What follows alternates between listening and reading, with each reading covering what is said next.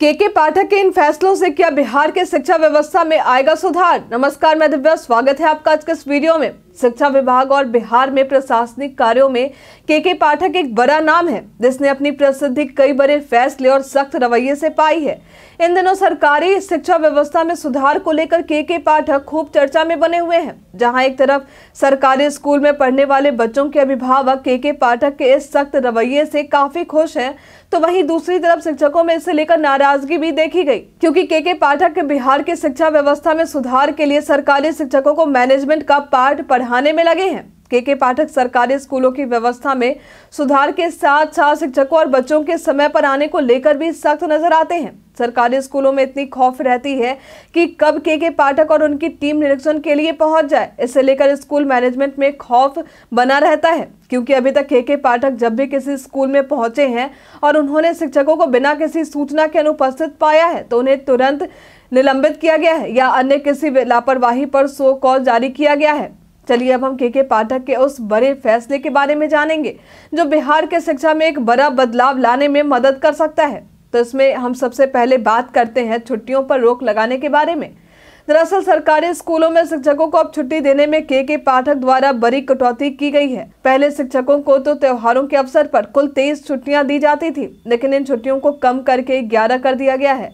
हालांकि राजनीतिक बयानबाजी बढ़ता देख आगे चलकर कुछ और छुट्टियों को भी बहाल कर दिया गया। दूसरा सबसे बड़ा फैसला शिक्षकों के गायब रहने को लेकर किया गया था, जहां आदेश दिया गया कि यदि कोई शिक्षक बिना सूचना दिए स्कूल से गायब रहते हैं तो उनके वेतन में कटौती करने के साथ ही उन्हें कारण बताओ नोटिस भी जारी किया जाएगा और शिक्षकों को उचित वजह बताना अनिवार्य होगा। वहीं उनका आगे का सबसे बड़ा फैसला नव नियुक्त बीपीएससी शिक्षकों को लेकर रहा, जहां उन्होंने इन नव नियुक्त बीपीएससी के शिक्षकों से कहा कि आप लोग मेरिट साबित कर चुके हैं, अब गांव के बच्चों को आगे बढ़ाना होगा, आप लोगों को गांव में ही पढ़ाना होगा।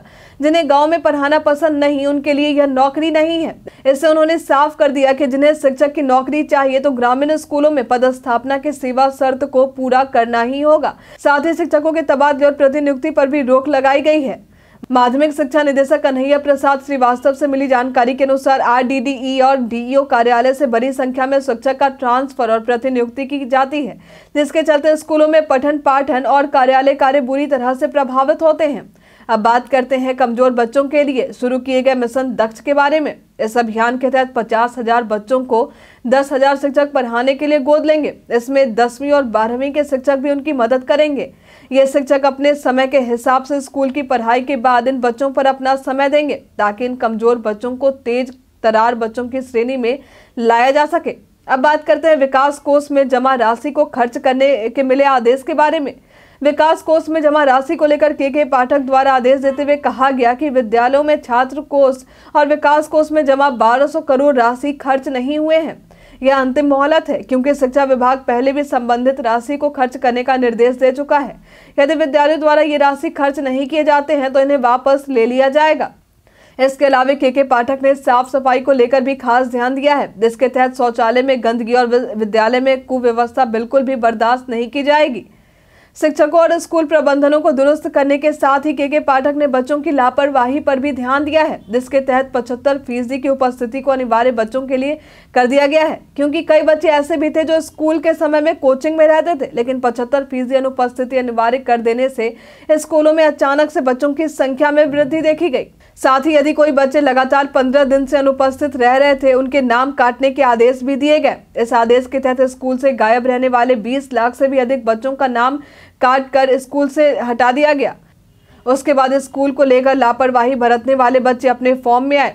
इसके अलावा कई सरकारी स्कूलों में निरीक्षण के दौरान यह भी देखा गया कि बच्चों को जमीन पर बैठाकर पढ़ाया जा रहा। इसे लेकर के पाठक ने प्रधानाध्यापकों को खूब फटकार भी लगाई और सख्ती से बच्चों के लिए बेंच और डेस्क की व्यवस्था करने के आदेश दिए। के पाठक के इस सख्ती से शिक्षा विभाग में बच्चे और शिक्षक दोनों ही लापरवाही नहीं बरत पाएंगे। यदि यह सख्ती जारी रही तो बिहार में भी शिक्षा व्यवस्था की छवि जल्द ही बदलाव नजर आएगा। आज के लिए फिलहाल इतना ही। हमारे साथ बने रहने के लिए आपका धन्यवाद।